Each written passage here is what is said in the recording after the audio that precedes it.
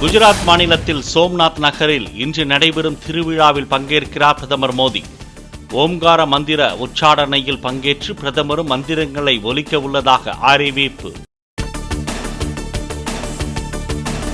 தென்மேற்கு வங்கக்கடலில் நிலவும் ஆழ்ந்த காற்றழுத்த தாழ்வு மண்டலம் இன்று கரையை கடக்க வாய்ப்பு.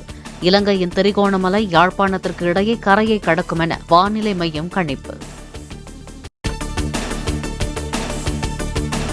திருவாரூர், நாகை, கடலூர், மயிலாடுதுறை மாவட்டங்களில் இன்று ஓரிரு இடங்களில் கன முதல் மிக கனமழை பெய்யக்கூடும். செங்கல்பட்டு, திருவள்ளூர், காஞ்சிபுரம் உள்ளிட்ட 9 மாவட்டங்களில் இன்று ஓரிரு இடங்களில் கனமழைக்கு வாய்ப்பு என வானிலை மையம் தகவல். செங்கல்பட்டு, காஞ்சிபுரம், திருவள்ளூர் உள்ளிட்ட 7 மாவட்டங்களில் நாளை ஓரிரு இடங்களில் கனமழைக்கு வாய்ப்பு. இடி மின்னலுடன் மழை பொழியக்கூடும் என சென்னை வானிலை ஆய்வு மையம் கணிப்பு. தமிழகத்தின் கடலோர ஊர்கள், உள் மாவட்டங்களில் ஓரிரு இடங்களில் இன்று லேசானது முதல் மிதமான மழைக்கு வாய்ப்பு.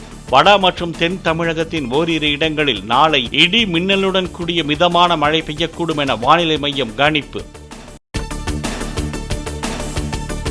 தமிழக கடலோர பகுதிகள், மன்னார் வளைகுடா, குமரிக்கடல் பரப்பில் இன்றும் நாளையும் சூறாவளி காற்று வீசும் என வானிலை மையம் தகவல்.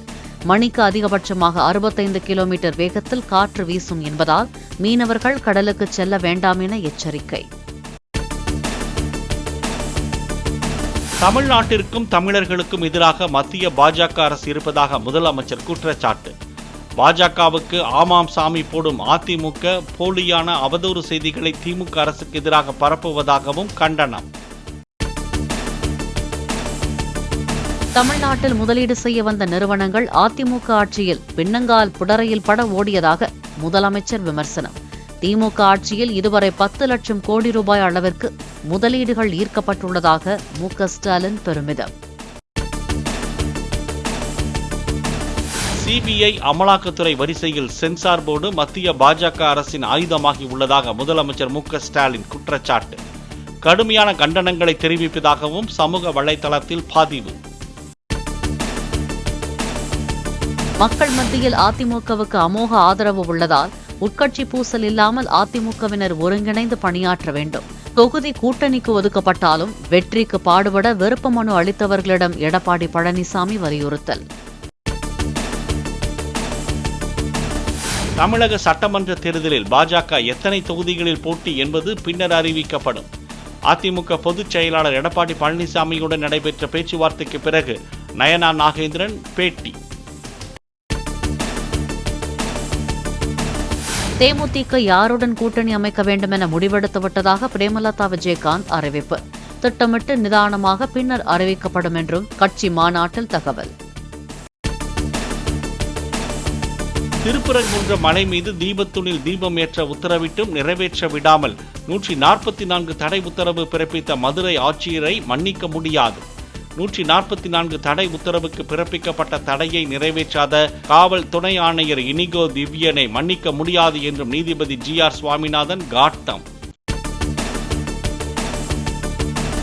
திருப்பரங்குன்றத்தில் 144 தடையாணை பிறப்பித்தது தங்களது முடிவுதான் என மதுரை ஆட்சியர், காவல் துணை ஆணையர் உயர்நீதிமன்ற அமர்வில் விளக்கம். தங்களை யாரும் நிர்பந்திக்கவோ அறிவுறுத்தவோ இல்லை என்றும் நேரில் ஆஜராகி தகவல்.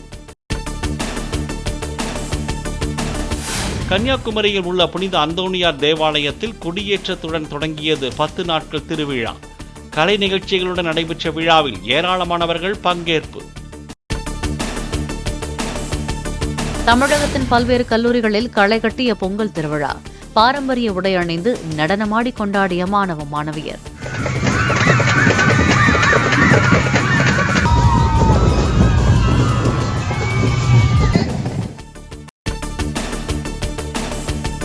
ஷாக்ஸ்காம் பள்ளத்தாக்கில் உட்கட்டமைப்பு மேம்பாட்டை சீனா மேற்கொள்ள இந்தியா கடும் எதிர்ப்பு.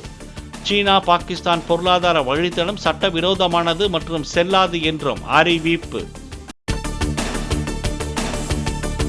இந்தியாவிலிருந்து வெளிநாடுகளுக்கு படிக்கச் செல்லும் மாணவர் எண்ணிக்கை ஆண்டுக்கு ஆண்டு அதிகரிப்பதாக நிதி ஆயோக் தகவல். இந்தியாவில் வந்து படிக்கும் வெளிநாட்டு மாணவர்களின் எண்ணிக்கை தொடர்ந்து சரிவதாக கவலை.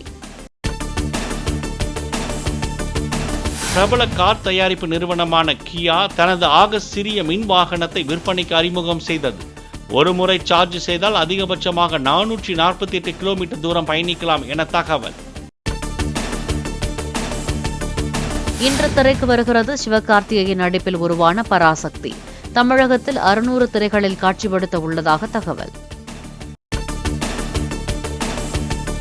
ஜனநாயகன் திரைப்படத்திற்கு US சான்றிதழ் வழங்க உயர்நீதிமன்ற தனி நீதிபதி பிறப்பித்த உத்தரவுக்கு இடைக்கால தடை. காலையில் சென்சார் சான்றிதழ் வழங்க உத்தரவிடப்பட்ட நிலையில் மாலையில் ரத்து செய்து உயர்நீதிமன்ற 2 நீதிபதிகள் அமர்வு ஆணை. ஜனநாயகனுக்கு UA சான்று வழங்க உத்தரவிட்டதற்கு எதிரான மேல்முறையீட்டு மனு மீதான விசாரணை ஒத்திவைப்பு. ஜனவரி 20ஆம் தேதி வழக்கின் இறுதி விசாரணை நடைபெறும் என உயர்நீதிமன்றம் உத்தரவு. ஜனநாயகன் படத்திற்கு ஏற்பட்டுள்ள தடைகள் விரைவில் நீங்கும் என தயாரிப்பாளர் உறுதி. கடைசி நிமிடத்தில் தணிக்கைக்குழு சான்றிதழ் தர மறுத்ததால் தான் நீதிமன்றத்தை நாடியதாகவும் தகவல். நடிகர் பிரபாஸ் நடிப்பில் வெளியான தி ராஜா சாப் திரைப்படத்தை பார்க்க முதலை பொம்மைகளுடன் தியேட்டருக்கு வந்த ரசிகர்கள். ட்ரெய்லரில் பிரபாஸ் முதலையுடன் மோதும் காட்சி இடம்பெற்றிருந்ததால் கனவு நாயகனை நூதன முறையில் கொண்டாடி மகிழ்ந்தனர்.